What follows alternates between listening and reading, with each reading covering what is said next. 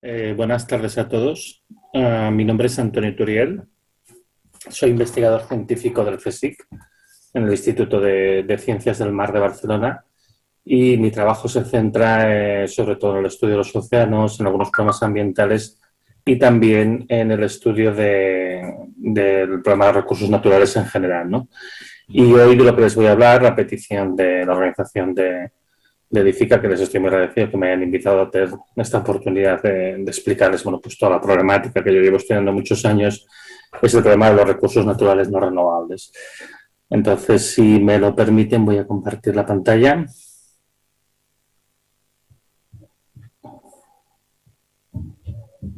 De acuerdo. Y ahora pongo en marcha. Y, por supuesto, se me pasa esto. Bien. Espero que se vea bien. Si no, pues me imagino que ya me avisarán de la organización si hay algún problema. Bueno, pues lo que voy a hablarles en el día de hoy es de la transición energética y qué impacto está teniendo el uso de materiales y cómo, de hecho, hay una interacción muy fuerte entre las transformaciones energéticas que estamos viviendo en los últimos años y bueno, pues el presente escenario de limitaciones de acceso a algunos materiales, encarecimiento y bueno, posibles escenarios de futuro relacionados con ello.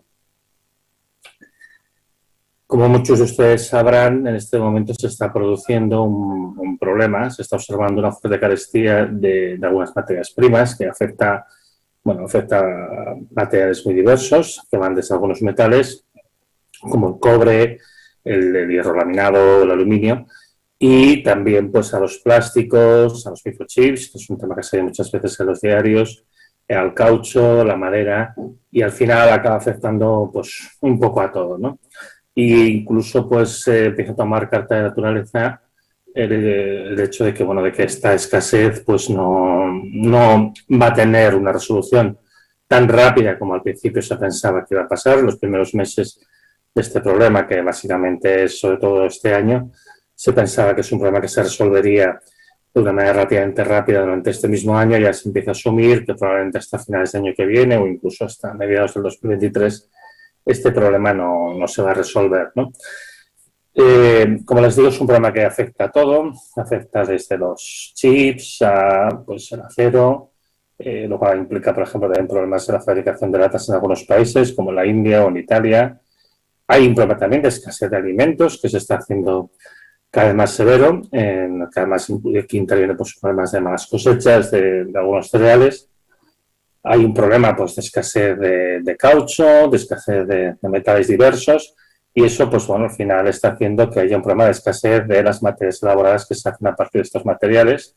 Vemos, todas estas noticias que se estoy poniendo son de los últimos 2 o 3 meses, y por ejemplo, pues sí afecta a cosas tan curiosas como la compra de una bicicleta, ¿no? Porque los distintos materiales que se necesitan para la fabricación de bicicletas pues se ven afectados, y algo que trae un poco de cabeza a los responsables de las transiciones energéticas de los distintos países es que también está afectando al crecimiento de, por ejemplo, los paneles solares y en general los materiales de construcción que se utilizan en la construcción de los generadores y otros sistemas, ¿no?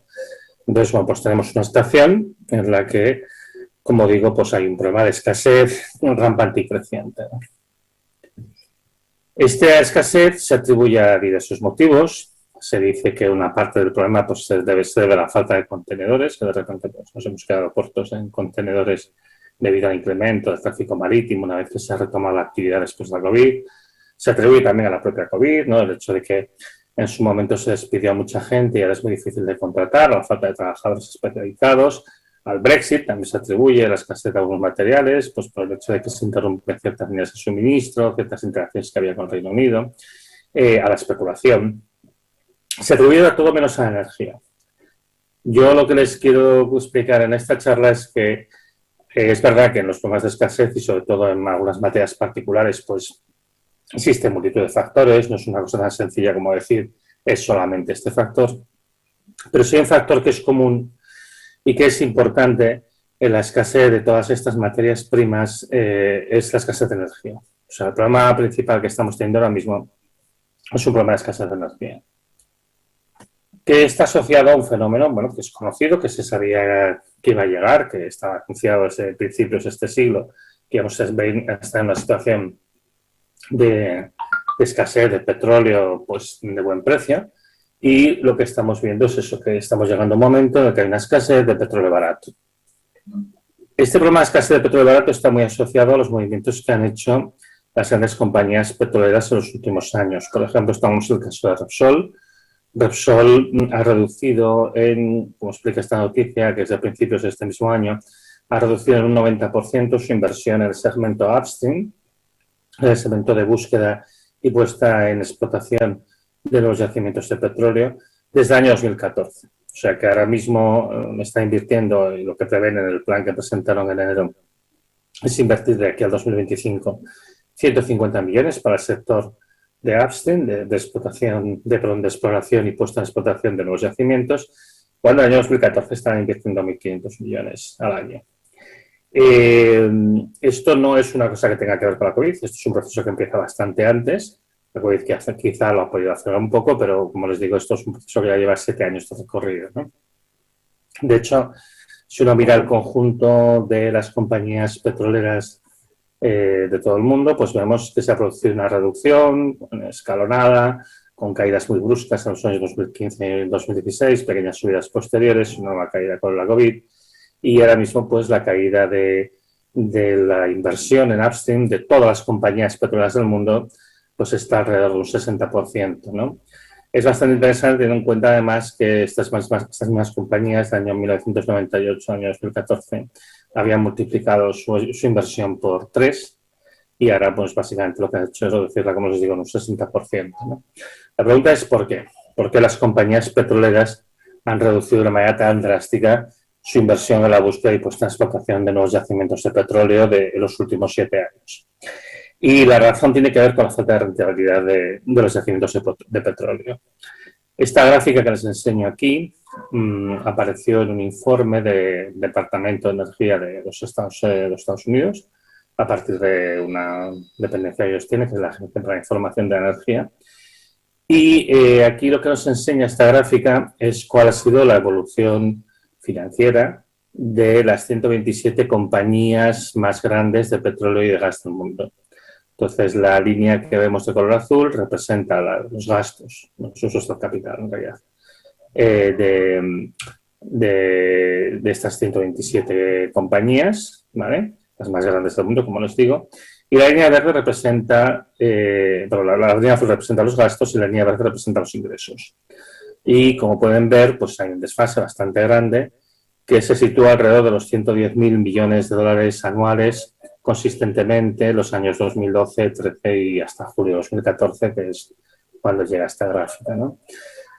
Eso quiere decir que estas compañías estaban perdiendo dinero de una manera muy acelerada. Y esto sucede en un momento que coincide con el momento de la historia en el cual ha habido los precios medios del barril de petróleo más altos de toda la serie histórica. Los precios medios, ¿eh? Hay un pico de precios en el año 2008 que casi llegó el barril de Brent a valer $150, que eran 147.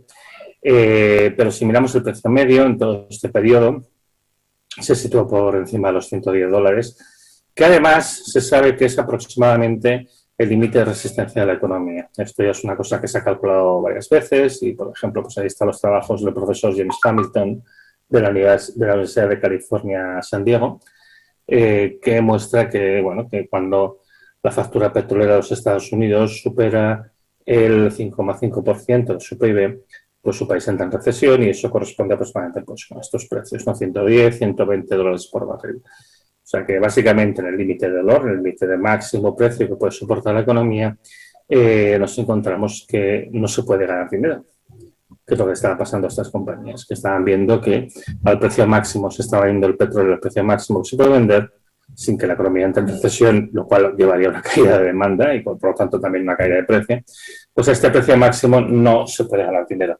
Y eso es debido pues, a que los yacimientos de petróleo que se están explotando hoy en día son yacimientos de baja rentabilidad.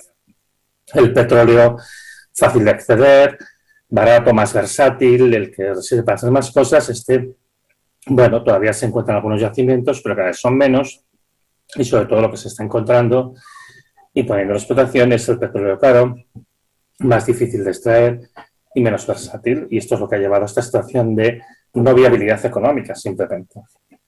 Y por tanto, las compañías petrolíferas se están retirando directamente del negocio.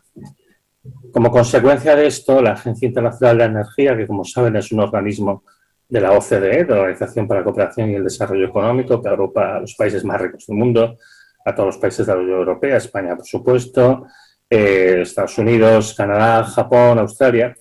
Bueno, pues la Agencia Internacional de Energía ya lleva unos años advirtiendo que, viendo este ritmo de desinversión al que se estaban sometiendo las compañías petrolíferas, era previsible que iba a haber un desfase entre la oferta y la demanda en los próximos años, porque además piensen que desde que se descubre un yacimiento hasta que se pone en explotación, típicamente transcurren entre 5 y 10 años. Y bueno, la Agencia Internacional de Energía todos estos años ha ido mandando diversos avisos, no van a tener un problema y demás. Las compañías, como es lógico, pues bueno, pues han seguido aquello que era lo más interesante para sus accionistas, ¿no? Y para su negocio, que es esencialmente retirarse de él. Y progresivamente, o sea, no se han retirado de golpe, pero bueno, que se están retirando de él. Y lo que se está observando es esto. Entonces, en el informe de la Agencia Internacional de Energía del año 2018, lo que nos encontramos es que la agencia hace esta previsión para los próximos años. Y lo que prevén es que se toca techo en algún momento, alrededor del 2018, en la producción de petróleo, y que a partir de aquí pues, se observa un cierto declive, ¿no? Y este declive, con respecto a la demanda prevista, hay dos escenarios, el de nuevas políticas, que es el de referencia, y el de desarrollo sostenible. Pues con respecto al escenario de referencia, se prevé un desfase de hasta 34 millones de barriles diarios de petróleo, que como además en principio el consumo entonces tendría que ser de 100 millones de barriles diarios, implica pues un desfase del 34%.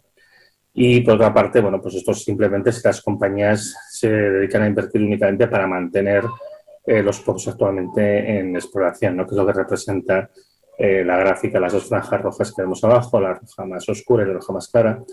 Pues lo que vemos sería esto, correspondería simplemente al mantenimiento de los pozos tal cual están. Bien es cierto que en este informe la Agencia Internacional de Energía contempla que, bueno, si se toman ciertas medidas, el desfase en 2025 sería tan solo del 13%, que aún así es muchísimo. Piensen que cuando fue la crisis del 2008 se produjo un hundimiento de la demanda de petróleo del 4%. Y, pues, por ejemplo, la Segunda Guerra Mundial supuso una caída de demanda del petróleo del 20%, ¿no? Pues un 13% es muy importante, un 34% pues es simplemente catastrófico. Esto es lo que decían en el año 2018. También decían que, bueno, que si no se producían nuevas inversiones, la producción de petróleo caería bastante rápidamente durante las próximas décadas, de tal manera que en el año 2040 no sería ni la cuarta parte de lo que es ahora mismo, ¿no? Entonces, bueno, un poco un mensaje a navegantes, hay una situación aquí, hay que hacer algo, ¿no? El último informe anual es el informe del año 2020 y la situación, en vez de mejorar, pues como es lógico, ha empeorado, porque la COVID pues, ha hecho que la situación, digamos, financiera y económica en general, y en particular las compañías petroleras, pues lógicamente no ha mejorado, sino que ha empeorado. Y, bueno, lo que nos está enseñando aquí la Agencia Internacional de Energía son varios escenarios en función de la producción previsible y de la demanda esperable según los escenarios, ¿no? Entonces, tenemos la franja de color marrón más claro, que es cómo se comportaría el suministro de petróleo de todos los líquidos, de todos los hidrocarburos líquidos asimilados a petróleo, en una situación en la que no hubiera ninguna nueva inversión. La franja de color marrón ligeramente más oscuro es cómo se comportaría la producción si tan solo se invirtiese en mantener los yacimientos actualmente existentes. La franja verde correspondería a lo que haría falta para cubrir el escenario que se llama desarrollo sostenible, y la franja de color azul correspondería a lo que haría falta para cubrir el escenario que se llama de políticas anunciadas. Y como vemos, pues hay un desfase considerable, ¿no?, entre las ofertas previsibles y las demandas esperables. De hecho, en el escenario de poca inversión actual nos estamos moviendo bastante cerca del peor de los escenarios posibles, que implicaría una caída de la producción de petróleo de hasta el 50% de aquí al 2025. Yo creo que no se acabará materializando una caída tan bestia, porque seguramente lo que pasará es que los estados, de una manera directa o indirecta, pues intervendrán para evitar que caiga tan rápido la producción de petróleo.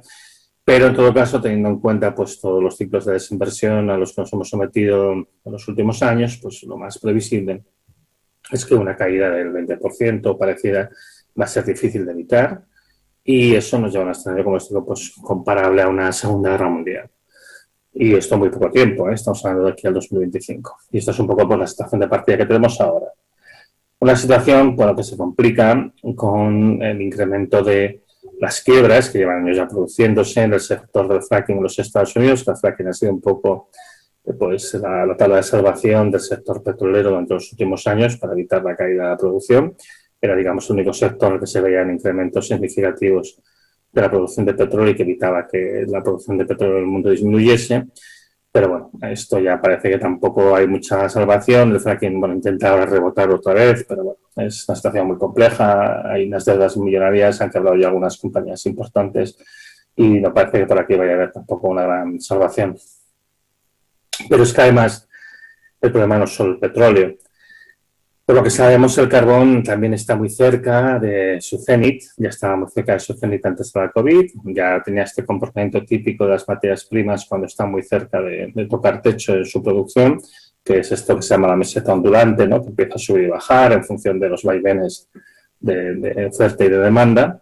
Y esto lo que nos demuestra, bueno, pues que en esencia tenemos una oferta bastante inelástica y ya no es capaz de subir más por encima de este techo. Y esto lo que se está indicando es que estamos llegando al máximo de producción de esta materia prima.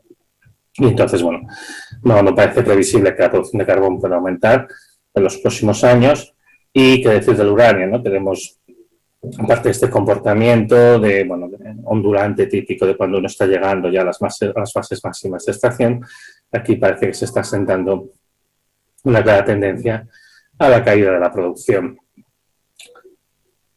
Si hacemos un resumen de cuál es la situación de las fuentes de energía no renovable, y referiré en porcentaje de importancia pues, a los datos del análisis estadístico de BP del año 2019, tenemos que en cuanto al petróleo, se llegó a su máximo de extracción por lo que refiere al petróleo crudo convencional en el año 2005, que es el petróleo más versátil, el petróleo que se saca de estos pozos que son como los que ven en el fondo en la imagen de fondo de la transparencia.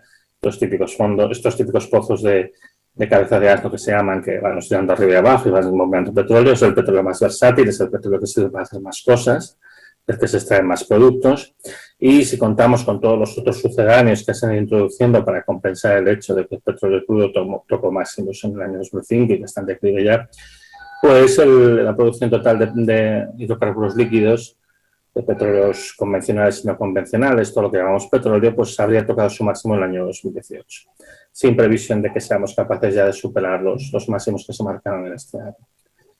Y representaba el 33,6% de toda la energía primaria mundial en el año 2018, que es a lo que refiere el anuario estadístico de 2019.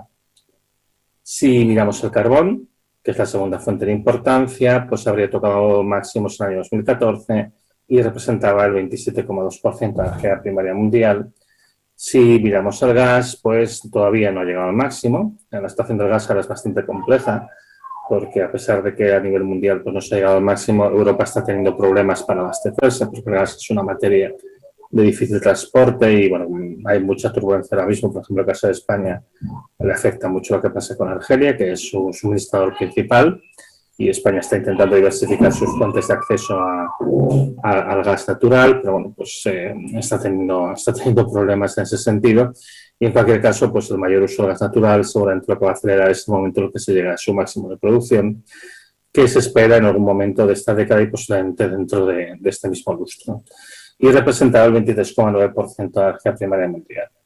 Por último, hablando del uranio, pues su máximo habría sido el año 2016 y representaba el 4,4% de la energía primaria mundial.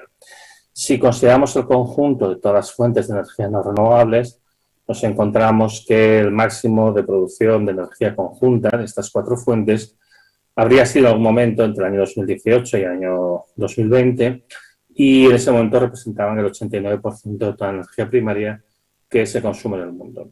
Hay una cosa que hay que dejar clara, y es que cuando hablamos del cenit de producción, del momento de máxima extracción de las materias primas no renovables o máxima producción de energía a partir de materias primas no renovables o incluso renovables, Cuando hablamos del cenit, de llegar al máximo, esto no quiere decir que es el momento en el que se acaba, ¿no? Ninguna materia se acaba de golpe, sino que simplemente toca techo, toca máximo, y a partir de ahí empieza un proceso de declive progresivo que típicamente pues, se alarga durante décadas, ¿no? Entonces no es que nos vayamos a quedar sin petróleo de golpe, esta es nuestra situación, es una situación más bien de un descenso progresivo a lo largo del tiempo, ¿no? Yo siempre pongo el ejemplo de una persona a la que le reducen el sueldo, ¿no? Si tienes una persona que está cobrando un sueldo de unos 2.000 euros al mes, pues la persona está tranquila, está bien. Si nosotros ahora, pues esta persona al año siguiente le reducen el sueldo a 1.800 euros, pues bueno, pues no le hace gracia, pero bueno, puede vivir bien, tranquila. Si se reducen a 1.600 euros el año siguiente, pues ya empieza a molestarse. Y si luego van siguiéndole reduciendo el sueldo a 1.400, 1.200, 1.100, 1.000... 950, 900, 875, 850, nunca deja de cobrar. Esto se ha dado durante muchísimos años, él nunca deja de cobrar, pero lógicamente le cuesta cada vez más llegar a final de mes. Bueno, pues esta es la situación que en principio cabe esperar con las fuentes de energía no renovable, ¿no? Que nos va a costar cada vez más llegar al final del mes energético, ¿no? Además, en una situación en la que los países del mundo pues, van a competir por las fuentes que quedan, sobre todo por su importancia en los procesos extractivos y constructivos. Entonces, este es un poco el escenario de partida que tenemos, una mayor competencia por unos recursos que cada vez van a ser más escasos y los que cada vez va a haber menos disponibilidad, pero que no se acaban de repente, ¿no? Que este proceso, como os digo, se puede alargar fácilmente durante décadas. Es cierto que en el caso del petróleo, si jugamos mal nuestras cartas, podríamos tener ahora un escalón, una bajada demasiado brusca en estos próximos 4 o 5 años. Si jugamos mal nuestras cartas, esperemos que no, esperemos que las cosas sean un poco mejor y la bajada no sea tan brusca, será importante, pero tan brusca. Pero bueno, en general la tendencia será más bien pues, un descenso prolongado, lento. Lo que pasa es que hay que decir que los problemas son estructurales, son permanentes y hay que intentar hacerles frente. Lógicamente, esto está repercutiendo digamos, el problema de la escasez de las energías fósiles, en particular del petróleo, está repercutiendo pues, en el suministro de combustibles y particularmente el caso del diésel, ¿no? El caso del diésel, pues ha habido un intento un poco de hacer frente al problema que se plantea con el diésel, dando una falsa respuesta a los problemas que tenemos, ¿no? Tenemos esta situación en la que de repente nos hemos dado cuenta de que los coches de diésel son muy contaminantes, que es verdad que son contaminantes y que generan problemas de salud, pero esto hace décadas que lo sabemos, esto no es nada nuevo, y de hecho con los nuevos estándares la contaminación de los coches de diésel realmente es muchísimo menor, con lo cual tampoco tendría por qué ser un problema tan y tan grave como se dice, ¿no? Sin embargo, si uno mira, por ejemplo, pues qué es lo que está pasando con las emisiones particularmente de gases irritantes, de óxidos de nitrógeno, lo que se ve es que la mayor parte de las emisiones no están asociadas a los coches de diésel. Típicamente están asociadas pues, a las calefacciones en aquellos países en los que utilizan todavía de manera masiva calefacción de diésel y luego en general pues, a la maquinaria pesada, a los trailers, a los autobuses, bueno, pues todo lo pesado en general pues tiene tendencia a producir más óxidos de nitrógeno y también más partículas pequeñas, que es la otra cosa que también se mira, particularmente pues a través de los frenos, más que a partir de la quema incompleta del diésel en el motor. De hecho, es bastante interesante esta animación que les estoy enseñando. La imagen que ven de colores es una imagen compuesta de varias pasadas de un satélite que mide la concentración de óxidos de nitrógeno a nivel del suelo y lo que se observa es que estas concentraciones alcanzan sus máximos en zonas de gran actividad industrial y logística. Pues típicamente vemos una gran mancha que se extiende desde Londres hasta Ámsterdam, ¿no? Ámsterdam, principal puerto del mundo. Londres, pues que también tiene una gran actividad logística, el norte de Italia. Se pueden ver ciertas manchas asociadas a Barcelona y a Madrid, pero también tienen plataformas logísticas importantes, pero por ejemplo Valencia pues es prácticamente indiscernible.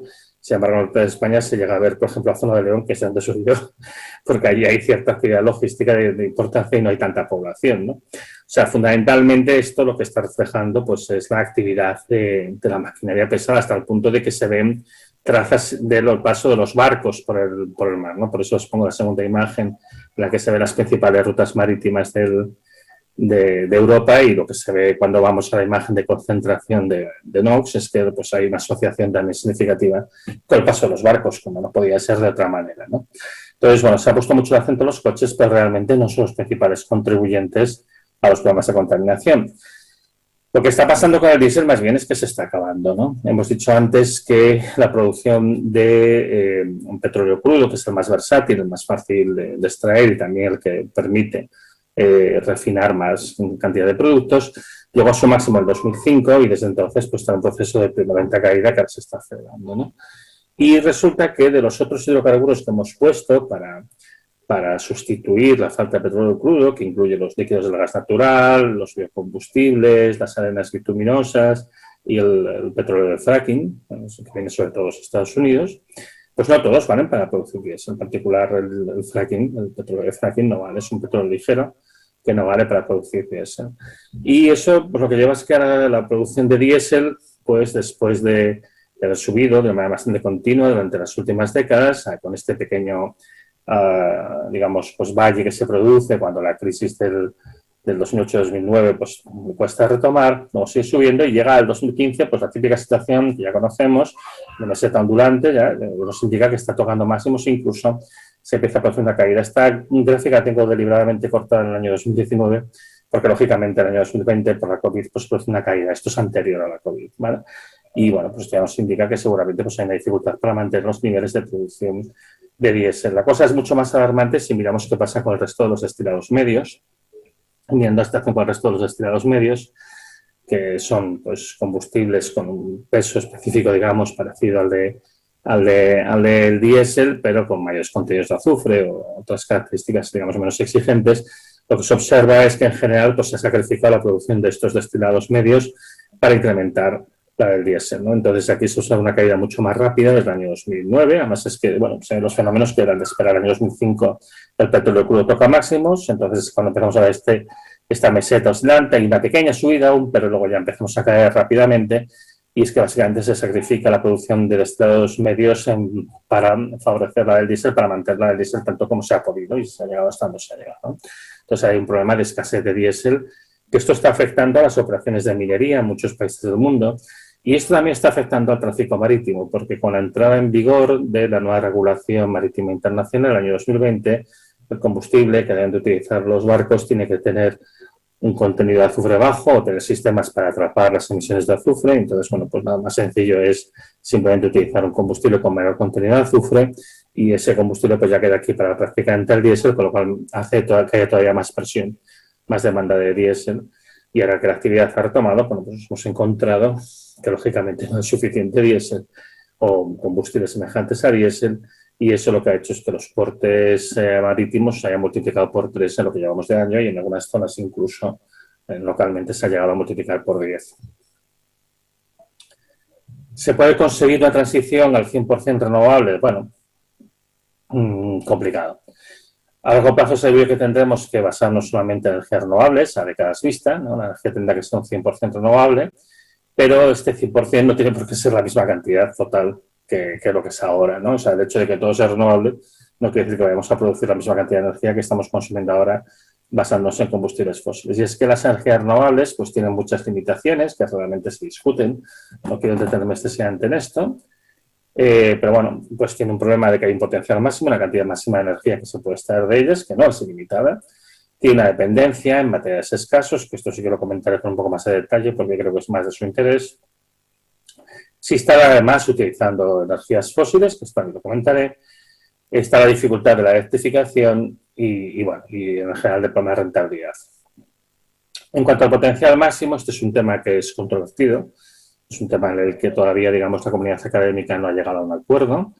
Hay algunos autores que creen que la máxima cantidad de energía que se puede extraer de las fuentes renovables pues es muy grande y es muy superior al consumo actual humano. Hay otros autores, entre los que yo me incluyo, que somos bastante más pesimistas, teniendo en cuenta pues, una serie de limitaciones, los materiales que se necesitan, de limitaciones físicas de acceso a esta energía y otras cuestiones, y que, bueno, nos indican que en principio pues quizá no se va a poder conseguir mantener el nivel de consumo actual, ¿no?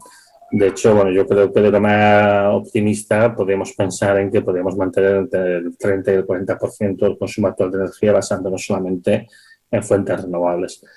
Que es mucha energía, ¿eh? Realmente hay que tener en cuenta que hoy en día en el mundo se consume una cantidad grandiosa de energía, pero evidentemente implica un descenso. implica un descenso y además implica una limitación, una incapacidad de crecer de cara al futuro, ¿no?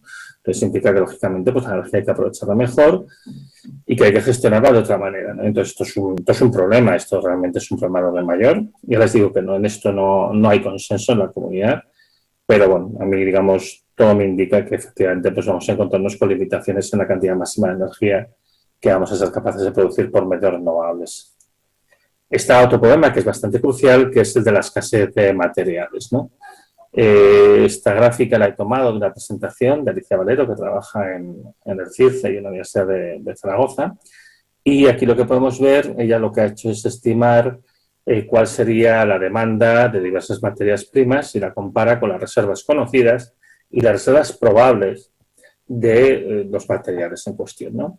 Y lo que se ve es que si se hace la implementación de todos los sistemas de producción de energía renovable que se pretenden poner, resultaría que la demanda del 2016 al 2050 sería superior a las reservas conocidas y probables de la plata, del cadmio, del cobalto, del cromo, del cobre, del galio, del indio, del litio, del manganeso, del níquel, del plomo, del platino, del telurio y del zinc, ¿no?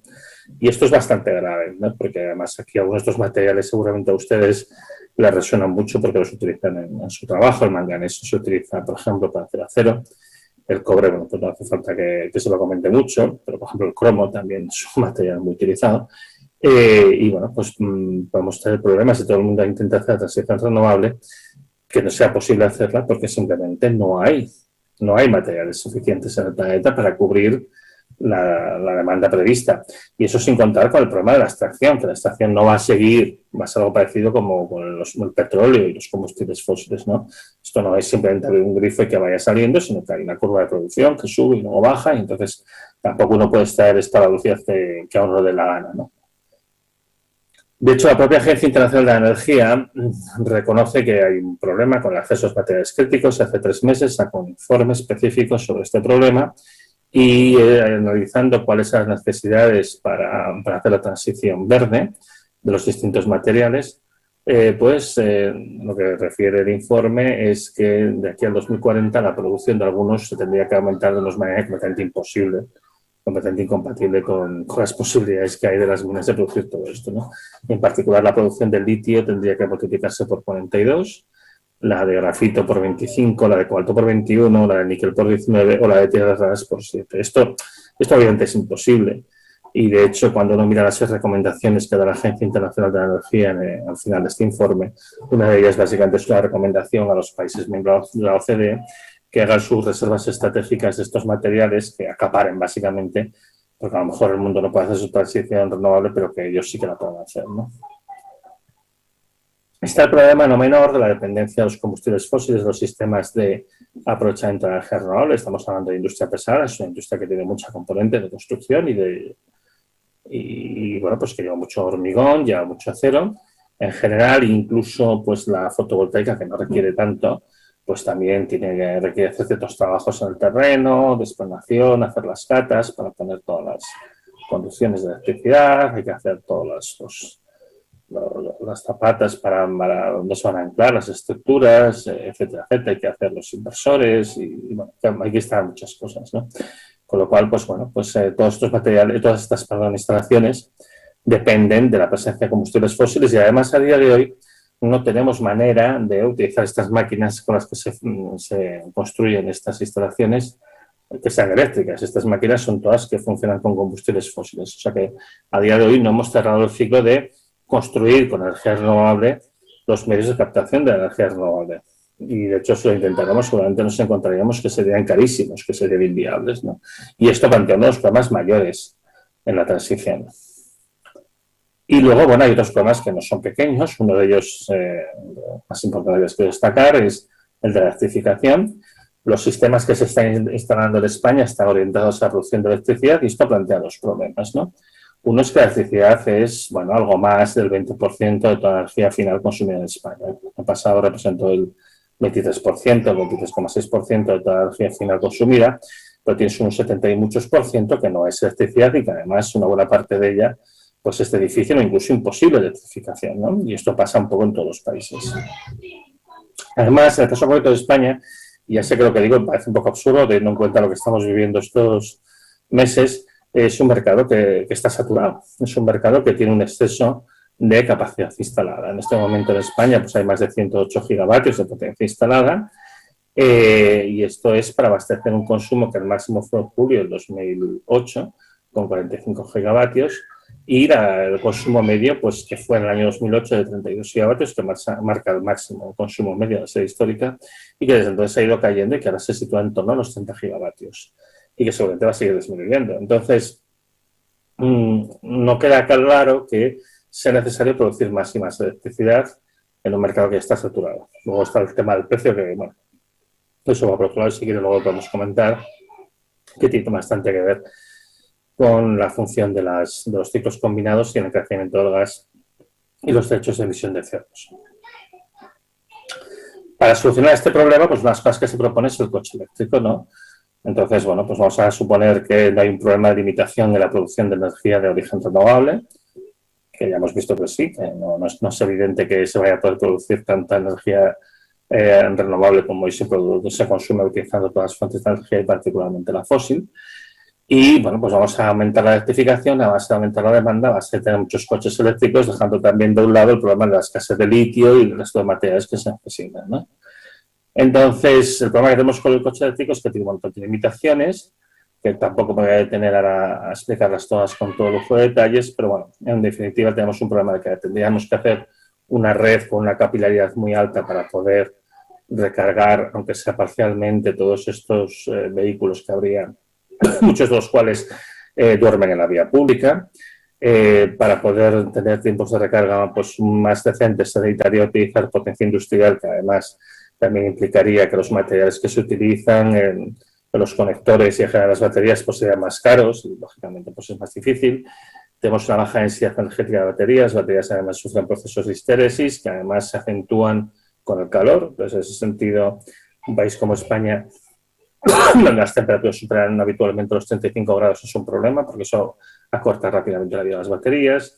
Bueno, hay escasez de litio y cobalto, el precio es prohibitivo, las prestaciones son escasas y un punto que es bastante clave y es que es imposible desarrollar maquinaria pesada que sea un vehículo eléctrico autónomo, ¿no? Nosotros a nivel de transporte tenemos un vehículo eléctrico muy eficiente que se llama tren, pero este no es autónomo, tiene que ir por una vía y tiene que ir enganchado a una catenaria, ¿no? Si quieres hacer un camión eléctrico o otra cosa, pues esto ya no se puede, pues porque las baterías serían colosales y la practicidad de estos inventos pues sería muy baja, ¿no?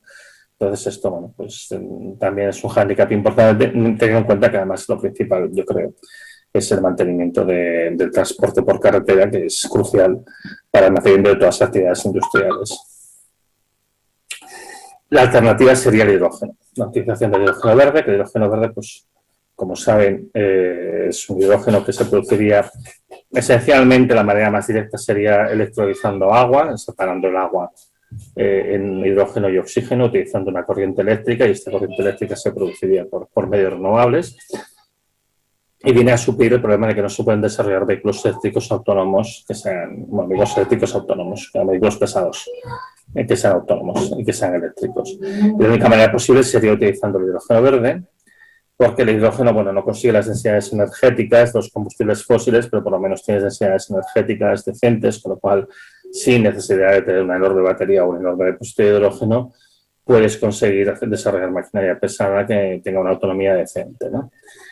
El gran problema del hidrógeno verde es que si se quiere utilizar básicamente para motores, tiene unas pérdidas del 90% más. Si se quiere utilizar simplemente para quemar, pues las pérdidas son más razonables, son alrededor del 50%, pero su utilización en motores, teniendo en cuenta pues, todas las partes del proceso y luego la necesidad de refrigerar y comprimir el hidrógeno para meter los depósitos de camiones o resto de maquinaria pesada y luego las pérdidas que hay por fugacidad, pues nos encontramos que las pérdidas totales se sitúan rápidamente en torno del 90% de la energía inicial. Tanto es así que la propia Estrategia Europea del Hidrógeno reconoce que Europa no se puede autoabastecer de hidrógeno verde y que de hecho tendría que conseguir el hidrógeno que le falta a partir de los territorios vecinos, con lo cual realmente estamos sustituyendo un problema de dependencia del exterior por otro problema de dependencia del exterior que tampoco parece que sea lo más idóneo, ¿no? En ese contexto, pues es interesante destacar, por ejemplo, lo que está haciendo el gobierno alemán en la zona del Congo del río Inga, que hay una presa hidroeléctrica muy grande con una potencia de 3,5 gigavatios, que es una barbaridad, equivale a 3 centrales nucleares y media, que además pretende ampliarlo hasta los 5 gigavatios. Y el gobierno alemán está allí de la mano de varias empresas promoviendo pues, la construcción de una planta de electrólisis que produce hidrógeno con la intención declarada de exportarlo hacia Europa, bueno, hacia Alemania. Al mismo tiempo, pues el gobierno alemán ha firmado ya acuerdos con Ucrania, con Marruecos y con Chile, aparte de con el Congo, para suministrarse hidrógeno verde proveniente de estos países. Vale. Esto nos lleva también a una situación curiosa, ¿no? Y es que, bueno, este hidrógeno, por ejemplo, en el caso que se produjera aquí en África, pues cómo se transportaría rápidamente hacia Europa, porque además el hidrógeno es muy fugaz y necesitas transportarlo rápidamente porque fácilmente pierdes entre el 1 y el 2% diario de lo que esté contenido dentro del recipiente a presión, ¿no? Entonces, esto explica también el gran interés que se ha suscitado últimamente por el tren de hidrógeno, porque es un tren que puede funcionar en zonas, por ejemplo, de África, que no hay catenaria, hay vía, pero no hay catenaria. Y entonces, bueno, pues este tren podría funcionar de una manera autónoma, precisamente con el combustible que tendría que transportar, ¿no? Y bueno, esto también pues, nos lleva a una situación curiosa de cuál es el papel de España en la transición energética, teniendo en cuenta que aquí se está ahora mismo promoviendo toda una serie de proyectos que no caben en nuestra red eléctrica. Aparte del tema de que el consumo eléctrico español está saturado, no hay demanda para tanta electricidad, hay el problema adicional de que con todos los proyectos que se han presentado, que piensen que de aquí al 2030 se pretende instalar 58 gigavatios extra de potencia renovable en un país que tiene 108 gigavatios de potencia instalada. Que bien es cierto que la energía renovable pues, tiene un factor de utilización que no es como el de otras tecnologías, pero bueno, aún así no deja de ser realmente un incremento muy grande, ¿no? Y sabemos que 2/3 de los proyectos no entran en la red. Se tienen que hacer grandes ampliaciones de la red que, de hecho, no parece que en este momento hay ningún interés en acometer. Por lo cual, la mayor parte de esta electricidad seguramente se va a destinar a la producción de hidrógeno verde, donde tampoco hay una capacidad de aprovecharlo. Entonces, ¿dónde creen que va a ir este hidrógeno? Pues a Alemania, evidentemente. Entonces, España puede ser un poco el Congo de Alemania, hasta que el Congo real pues, esté en condiciones de aportarle su hidrógeno. Y esto, bueno, también plantea muchos interrogantes y muchas dudas sobre cuál va a ser el papel pues, eso, de España dentro de la transición y hasta qué punto pues, se está haciendo un planteamiento adecuado o el más interesante desde el punto de vista del interés nacional. Esta parte no la voy a saltar porque yo considero que es un poco técnico, simplemente es para hacerles ver que, bueno, que uno tendría que multiplicar por 24 la potencia actual para poder abastecer España con energía procedente de hidrógeno. Simplemente pues, para hacerles ver esto que ya dice la propia estrategia europea, y es que Europa no puede autoabastecerse de hidrógeno y España pues tampoco, ¿no? Y que me querría concentrar un poquito más en este asunto, en el futuro de los materiales, ¿no? Todos los modos de transición energética que se están planteando implican todos ellos un gran incremento de demanda de materiales. Pues que además no es solamente de materiales tradicionales, que también, ¿no? También demandamos cemento y acero, pero además demandamos materiales escasos que tienen un alto coste energético en su extracción, en su refinado, en su elaboración final y que además también tengan un alto coste de transporte porque provienen de otros países, son materiales que no tenemos aquí. Además, en todo caso, se requiere pues, mucha construcción tradicional, se requiere mucho hormigón armado y demás, por ejemplo, para toda la infraestructura.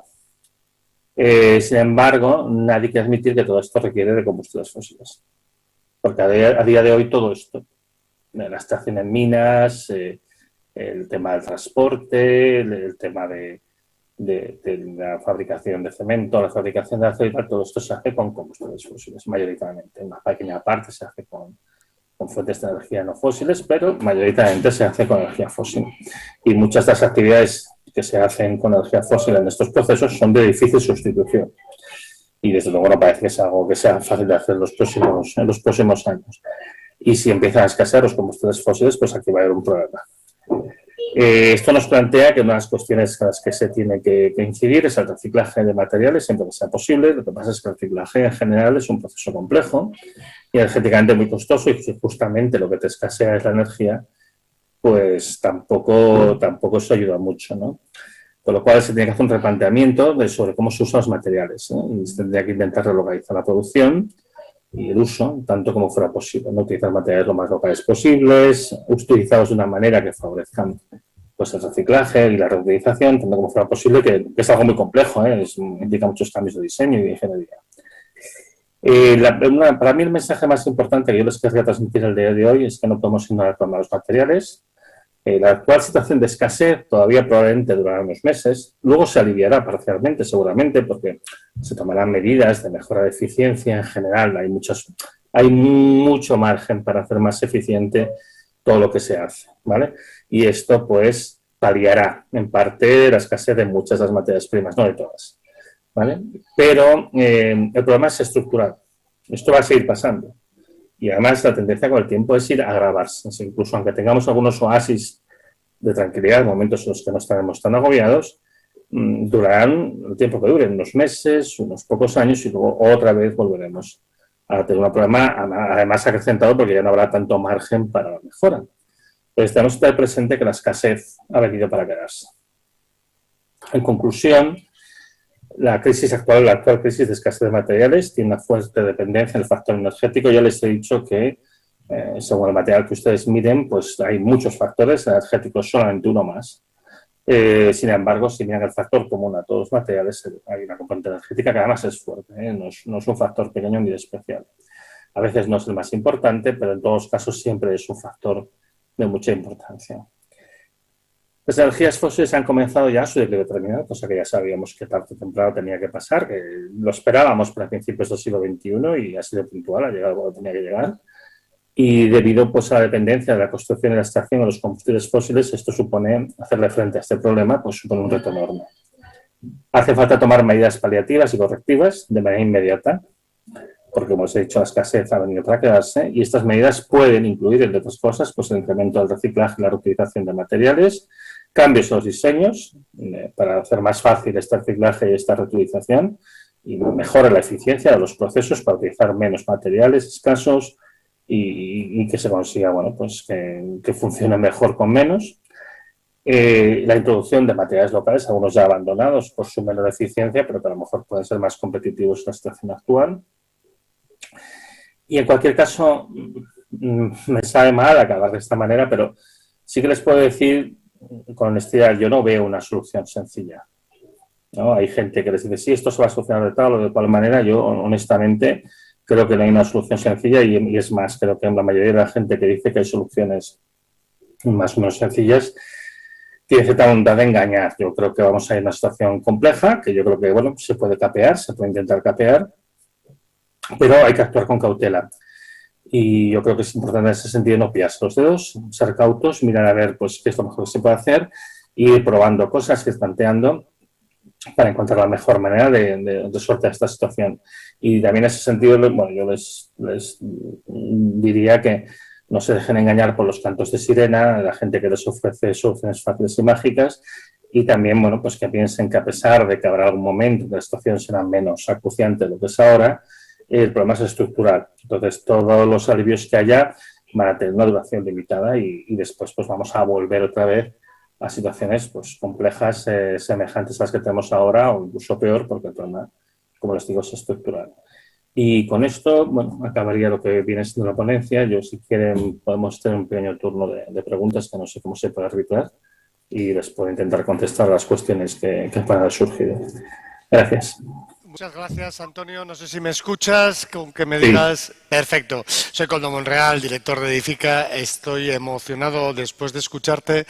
Y la verdad es que yo, en primer lugar, llego a una conclusión, ¿no? Bueno, cierto es que te he escuchado muchas veces, querido que estuvieses aquí, te doy mil gracias. Sé la complejidad que tiene en este principio de septiembre que participes con nosotros, te lo agradezco de corazón, te lo agradezco muchísimo, porque además tienes un mensaje, aparte de un conocimiento, tienes un mensaje cercano que va totalmente en sintonía con esta transformación social que queremos hacer, ¿no? Yo voy a lanzar una pregunta al aire y una reflexión que me gustaría compartir, ¿no? Creo que la mejor energía es la que no se consume. Esa es la más sostenible, la que no se necesita, ¿no? Con lo cual tenemos que empezar a pensar en tener una menor demanda, no sustituirla por otra fuente de energía, ¿no? Y hablando de, claro, aquí estamos la friolera de más de 60 empresas, la mayoría de multinacionales, de gran nivel, como Acciona, Rockwool, Now, donde tenemos grandes problemas ahora mismo con la materia prima, ¿no, Antonio? Y después de conocerte recientemente, en el último año, y después de escucharte en el Senado y en muchos sitios, digo, joder, tiene que venir Antonio y darnos lo que nos has traído, ¿no? Que no nos has traído más que una preocupación, realmente no nos has traído la solución, nos has traído la preocupación, ¿no? Y yo de alguna manera lo que quiero lanzar como reflexión y como pregunta al mismo tiempo es lo siguiente. No cometamos, me viene la reflexión, no cometamos el mismo error de la sustitución. Como se me gasta la madera, cojo el hierro. Como se me gasta el hierro, cojo otra cosa. Porque es volver a repetir, tengo la sensación, el mismo error. Y de lo que se trata, quizás, no lo sé, quizás, y aquí quizás está la pregunta, en que no necesitamos sustituir, sino cambiar los hábitos productivos y de consumo que tenemos de manera generalizada todos. No sé cómo lo ves, Antonio, pero es que la solución no la veo en cambiar de producir, o sea, de consumir gasolina, gasoil, de gasoil, hidrógeno, de hidrógeno, tal, sino que es que igual el planteamiento es que no tiene mucho sentido tener un cortacésped en la misma calle de mi pueblo cuando lo usamos cada uno de nosotros 1 hora a la semana. Que igual, en vez de tener un cortacésped, o sea, por 14 que somos en cada mano, 28, con uno es suficiente. Igual viene el problema por ahí, ¿no? En ese concepto que tenemos consumista para mantener un sistema que igual no voy en contra de él, es que no se sostiene, como bien has dicho, ¿no? En tu resumen, es que tenemos un problema, es que se nos van a acabar los recursos y como esperemos al final del todo, ¿cómo lo sujetamos? Bueno, a ver, el problema es bastante complejo porque efectivamente tienes razón que al final pues la escasez de recursos o la limitación de acceso a los recursos, porque al final en muchos casos hablamos de escasez porque nosotros queremos seguir creciendo y hay cosas que efectivamente declinan y otras que simplemente se mantienen. Entonces el problema se origina y que no hay suficiente para nuestras expectativas, ¿no? Entonces el problema al final de la escasez lo que nos plantea es que efectivamente hay que tomar otros hábitos que impliquen pues quedar en verdadera sostenibilidad, ¿no? La sostenibilidad era eso, era, de acuerdo a la definición que se dio en la cumbre de Río del año 91, pues es consumir los recursos de tal manera que nuestros hijos o nuestros nietos o quien sean nuestros descendientes puedan seguir haciéndolo exactamente igual, ¿no? Entonces la idea es no consumir más de lo que el planeta puede reponer, no contaminar más de lo que el planeta puede absorber y reasumir, ¿no? El gran problema que tenemos es que, por ejemplo, el ejemplo que ponías de la máquina de cortacésped es que si los vecinos no compran cada uno de ellos su máquina de cortacésped, pues la fábrica de máquinas de cortacésped quiebra. Y esto genera un problema a nivel, pues no solo de, digamos, del empresario que tiene esta fábrica, sino también de los trabajadores que trabajan en ella.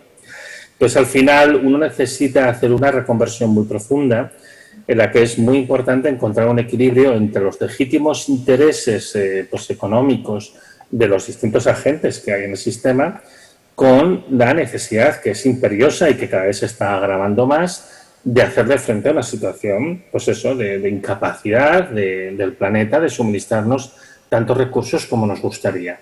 Entonces, por ejemplo, pues en el ámbito en el que estéis vosotros habéis sufrido muchas subidas y bajadas de actividad, que eso genera muchos problemas, seguramente habrá dejado muchos cadáveres en el camino. Y ahora nos enfrentamos a una nueva situación que evidentemente está sometiéndose a un estrés muy importante, ¿no?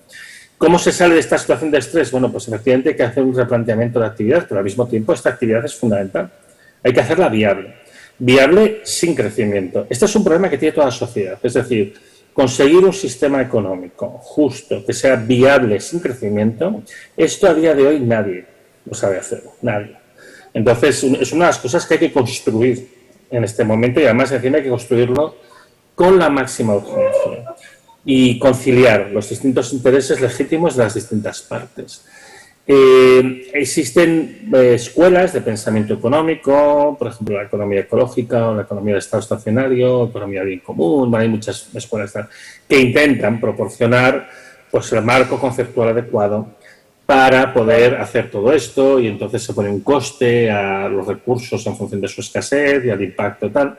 Pero todo esto es complejo porque al final te puede llevar a que empresas que hoy en día son perfectamente competitivas dejen de serlo. Y que actividades que hoy en día son actividades económicas convencionales, pues que dejen de ser viables, ¿no?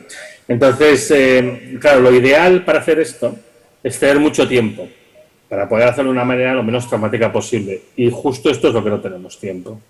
Entonces, esa para mí es la gran dificultad, porque además tenemos que pensar que el problema de la escasez va a ir deprisa. Lo que está haciendo, lo que ha hecho Repsol, Naturgy, pero ya todas las compañías fuera de España, lo que ha hecho las grandes petroleras americanas, BP también, y lo que ha hecho, bueno, en general, pues la mayoría de las compañías en todo el mundo, es lo lógico para salvaguardar su negocio y se diversifican y se orientan hacia otras cosas. Que mira lo que está haciendo Repsol. Repsol está comprando centrales hidroeléctricas y se está reorientando a otras actividades completamente diferentes. El problema es que, claro, tenemos que adaptarnos a esta caída rápida del petróleo y esto no va a ser fácil. Y esto, por ejemplo, os impacta a vosotros de lleno porque utilizáis mucho petróleo de mucha manera, por ejemplo, solamente ya en el transporte de los materiales, ¿no? Y en todas las máquinas que utilizáis. Entonces, ahora mismo la sensación que yo tengo es que hay un poco sálvese quien pueda, y el que no esté atento pues se va a quedar sin la silla debajo de su trasero. Y esto es muy peligroso. Totalmente de acuerdo, estamos en un sálvese quien pueda, y lo que nadie duda, ni nadie, desde la clase más baja, la clase más alta, desde la clase empresarial, desde la clase trabajadora, es que estamos ante un fenómeno de una transformación social, que además nos guste o no nos guste, se va a dar. Esto es como cuando llegó el ferrocarril. Cuando llegó el ferrocarril, evidentemente los que tenían caballos vivían del mundo del caballo y unos eran herreros y tal, nos van a arruinar, que no venga el ferrocarril porque esto no hay quien lo pare. Bueno, ahora nos encontramos ante varios fenómenos a la vez sociales muy importantes. Uno, que es el tema que nos ocupa, la escasez de producto, la escasez de materia prima, que es la que condiciona todo. Pero dos, podríamos hablar del mundo de la digitalización. O sea, negar lo que viene es como el herrero que tenía su fábrica de herrajes para los caballos, venía el ferrocarril y dice, me voy a arruinar. Hombre, es que igual lo que tienes que ir pensando es que en vez de hacer herraduras tienes que pensar en otra cosa, porque es una evidencia, no vamos a poder luchar directamente, en mi opinión, contra algo tan evidente como la digitalización o la falta de materias primas, etcétera, etcétera, con lo cual vamos a tener que ir buscando otras fórmulas. No me gusta la expresión supervivencia, pero sí por lo menos de transformación, ¿no? Yo no sé la solución, Antonio, te lo digo con todo el cariño, y la verdad es que me apasiona escucharte, te he escuchado 40 millones de vídeos y de intervenciones. No sé exactamente cuál es la solución, sí sé cuál es la preocupación. Y cuando hablo de preocupación ya no hablo a nivel de preocupación social, que existe, también política, también gubernamental, también empresarial. O sea, la preocupación está ahí. Y curiosamente, y perdonadme la expresión todos, me acojona la velocidad con la que está ocurriendo. Porque siempre hemos oído hablar de la escasez, yo a mi madre ya le escuchaba, y hemos estado escuchando muchas veces situaciones, pero en el último año el problema no es el mensaje, el problema es la velocidad con que llega el resultado final. No sé si lo compartes, Antonio, pero el problema es la velocidad, es un tema de tiempo. Es que ya no estamos hablando de que dentro de 50 años se va a subir la temperatura. Los cojones, estamos hablando que ya se está subiendo. Y no estamos hablando de que dentro de 50 años va a haber problemas con el aluminio. No, es que ya los hay. Es que no estamos hablando del futuro. Estamos hablando de que hoy tenemos ya un problema, que aún no lo estamos sintiendo los que estamos en primera línea del frente, pero que es evidente. O sea, el problema es la velocidad. No, esa es lo que más me preocupa. No lo sé, Antonio, si lo ves igual. Sí, mira, de hecho, a mí tengo que decir que también me ha sorprendido un poco la velocidad. Yo hace años ya que estoy siguiendo este tema, hace unos 11 años. Bueno, hace unos 11 años que lo sigo públicamente, ¿no? Antes lo estudiaba desde hace unos 20 años, más o menos. Y me ha sorprendido realmente la velocidad a la que se están produciendo los fenómenos, pero que eso es fruto de la sociedad compleja en la que vivimos y la cantidad de interacciones que hay entre las múltiples partes. Entonces, pasan cosas muy tontas en este momento. Es decir, tú tienes un problema de falta de diésel en una mina de hierro, vete a saber dónde, y esto genera un problema de que hay un encarecimiento de la producción de hierro, y este encarecimiento de la producción de hierro unido a los sobrecostes del transporte marítimo hace que se encarezca más la materia prima, y entonces en la fábrica donde fabrican contenedores encarece mucho el precio, y eso hace que el transportista no compre tantos y hay escasez de contenedores. Y entonces esto redunda en incrementar más el problema más rápidamente. Hay muchas retroalimentaciones que hacen que pequeños fallos estructurales que se dan por aquí y por allá se juntan todos, se suman y hace un efecto aún peor, ¿no? Por eso mismo yo sé que existe cierta capacidad de mejorar la situación actual en el corto plazo. Es decir, hay mucha cosa que se hace de manera muy ineficiente, que se puede mejorar mucho, porque hasta ahora no había ninguna preocupación, y si ya haciéndolo de cualquier manera te salía bien, pues para qué vas a ponerle más empeño y más esfuerzo. Entonces hay un margen significativo para la mejora, pero este margen esencialmente lo que nos va a proporcionar es un colchón de meses o un par de años a lo sumo. Entonces, en ese sentido también lo que os exhorto es a no complaceros en el momento que veáis que ya la cosa se arregla un poco, se alivia un poco, cosa que yo creo que va a pasar en los próximos meses, por lo menos con algunas materias, no con todas, ¿vale? Que no penséis que el problema está resuelto, ¿eh? Eso simplemente es una tregua, eso es la calma antes de la tempestad fuerte, de verdad. Y sí, es muy rápido porque es lo que te digo, hay muchas interconexiones, se retroalimenta y se acelera. Y como digo, cuando venga esta pequeña tregua que habrá, hay que aprovecharla al máximo porque si no... Aparte que te des cuenta, otro problema, hay muchos think tanks a nivel global que han comprendido muy bien la naturaleza de este problema y se están posicionando. Entonces es muy importante también no perder la posición respecto a movimientos fuertes que va a haber desde fuera de España. Entonces, en ese sentido, también hay que estar preparados para eso. Bueno, estaremos en ello. Es curioso porque las 60 empresas que estamos aquí, 60 empresas con Stan, hay empresas aquí, habrá en torno a 200, ¿no? Todos es el comentario. Nos falta materia prima. Al de la madera está desesperado. El de la ventilación de Zender le falta el microchip de no sé dónde. Al otro tal. O sea, es que es increíble. O sea, de repente yo empiezo a sospechar si hay una mano negra, porque es un poco difícil. A ver, yo puedo entender que falte madera. Vale, ha habido una demanda fuerte de Estados Unidos y nos cuenta la minonga. Vale, venga, me lo creo. ¿Pero les falta a todo el mundo algo? Ostras, si nos falta a todo el mundo algo, ¿quién se ha puesto de acuerdo para que nos falte a todo el mundo algo? Porque la materia prima no ha sido de repente, porque puedo entender que me falte la materia prima concreta de algo, pero la de todos los sectores a la vez. Ostras, sí. Es difícil de entender, nos cuesta. A mí personalmente me cuesta. A ver, el impacto más directo es el encarecimiento del transporte marítimo, porque esto impacta sobre todo. ¿Vale? Y luego hay un impacto que no se está viendo todavía muy claro, pero que está ahí, que es la disminución de la actividad minera en general por los sobrecostes. Entonces esto es grave porque además hay minas que se van a abrir que ya no se abrirán, hay proyectos que se abandonan y de materias primas que son bastante indispensables.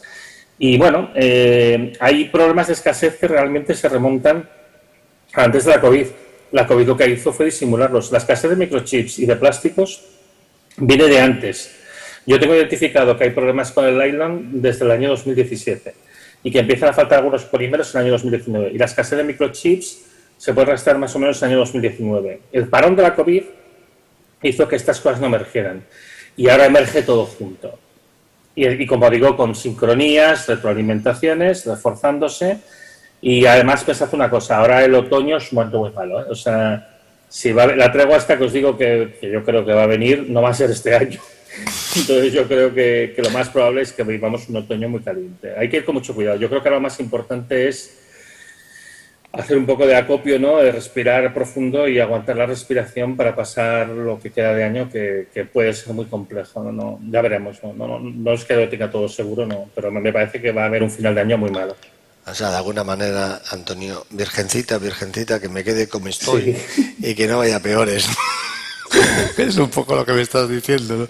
Sí, vale. Pensad que uno de los problemas fundamentales que también os afecta mucho a vosotros es el tema del gas. porque el gas se utiliza en la fabricación de cemento. No, además la construcción es compleja, bueno, pues como cualquier otra, ¿no? Entran muchísimos elementos, o sea, hasta el mismo productor de madera le influye el petróleo, le influye el plástico, le influye el polipropileno, sí. Y entonces al final es una cadena, ¿no?